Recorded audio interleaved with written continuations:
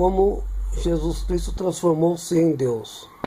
Artigo escrito pelo professor Edgar Dias de Vasconcelos. Jesus Cristo, de um simples profeta, homem quase comum, transformou-se em Deus. Ário, um padre da cidade de Alexandria, afirmava que Cristo, ao contrário do Pai, tinha sido criado por ele. Com efeito, teve um início biológico como todo ser humano.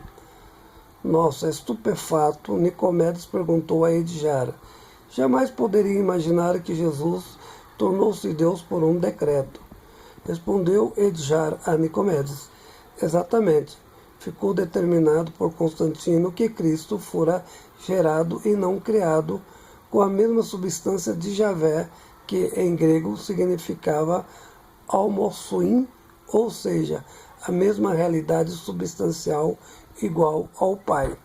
Mas esta determinação resultou-se de um decreto. Quem questionasse a determinação do Concílio de Nicéia pagaria com a própria vida. Com medo da punição, todos passaram a acreditar em Jesus Cristo como Deus.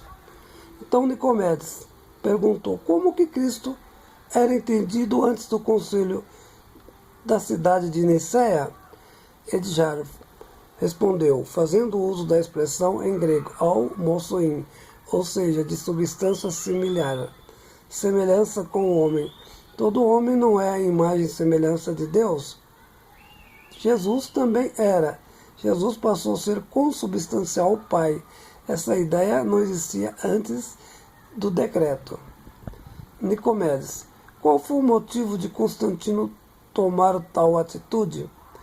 Edgar respondeu, justificando: meramente política.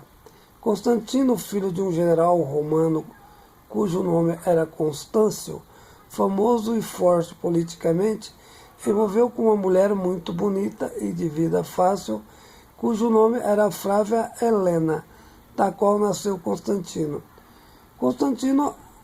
Constâncio abandonou Flávia para casar com Teodora, filha do imperador Maximiano, com o objetivo, Constâncio, fazer-se imperador, sendo que teria o apoio das forças armadas.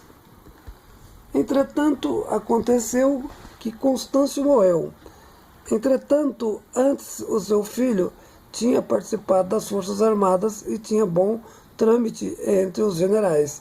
Primeiro a serviço de Diocleciano, depois de Galério, por último a serviço do próprio pai. Constantino deu um fantástico golpe de Estado e tomou o poder. Para consolidar como imperador, buscando fundamento nobre, Constantino casou com Fausta, a filha de um imperador, o qual mandou matá-lo. No entanto, vários outros nobres, inclusive os filhos do imperador, disputavam o poder. Todos desejavam o título de Augusto. Eliminados, como a elite política adorava o sol como Deus, Constantino, para vingá-los, não apenas liberou o culto aos cristãos, mas foi além, declarou Jesus como o legítimo Deus da história da humanidade. A partir desse momento, teve os cristãos como grandes aliados para se manter no poder. Nicomedes disse a Edgar: você me encanta com suas explicações. São lógicas e demolidoras. Formulou Edgar: se não fosse um golpe de Estado dado pelo exército e a tomada do poder pelo Constantino, ninguém iria sequer saber da existência de Jesus.